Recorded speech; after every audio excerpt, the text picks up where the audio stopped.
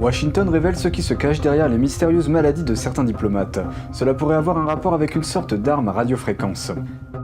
Selon un rapport commandité par le gouvernement américain, des attaques énergétiques par radiofréquence dirigées se sont très probablement produites à Cuba et en Chine. Les victimes étaient des diplomates américains dans ces pays. Un rapport très attendu du gouvernement américain publié ce week-end a indiqué que l'explication la plus plausible des mystérieux symptômes ressentis par les diplomates américains dans les ambassades des États-Unis à La Havane, à Cuba et dans d'autres pays était compatible avec une attaque énergétique par radiofréquence dirigée. C'est ce qui ressort d'un rapport commandité par le gouvernement et publié samedi par les Académies nationales des sciences, de l'ingénierie et de la médecine, et c'est une première. Washington a officiellement proposé une explication pour ce qui est connu sous le nom de syndrome de la Havane, bien que celle-ci ne soit pas encore concluante.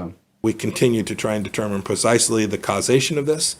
Le secrétaire d'État Mike Pompeo a déclaré en octobre que d'importantes ressources du gouvernement américain ont été consacrées à la résolution de ce mystère, dans lequel plus de 40 employés du gouvernement américain ont été touchés entre 2016 et 2018. Les diplomates en poste à Cuba et dans d'autres pays ont souffert de nausées, de maux de tête, d'étourdissements et d'autres symptômes inexpliqués. Le syndrome de la Havane a longtemps fait l'objet d'intenses spéculations, étant donné la nature des symptômes, le lieu des affectations et le silence du gouvernement américain. Le département d'État a déclaré en juin 2018 qu'il avait rapatrié des diplomates en poste en Chine par crainte qu'ils ne souffrent de symptômes similaires.